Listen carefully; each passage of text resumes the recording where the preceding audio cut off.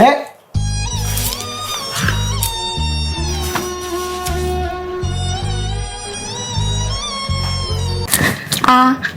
నువ్వు నీ మొహం జరట ఫేస్ ఏంటి అట్లా అవుతుంది? పెళ్లికి ముందు ఎంత క్యూట్ ఉండేది దానివి. అన్వాంటెడ్ హెయిర్ ఏంటి? మెయింటైన్ చేయడం రాకపోతే నేర్చుకో. పార్లర్ కి వేలకు వేలు తగలబెట్టడం కాదు. నీకోసం ఈ కార్మసీ ఫేషియల్ రేసర్ తీసుకొచ్చిన, ఇది వాడు.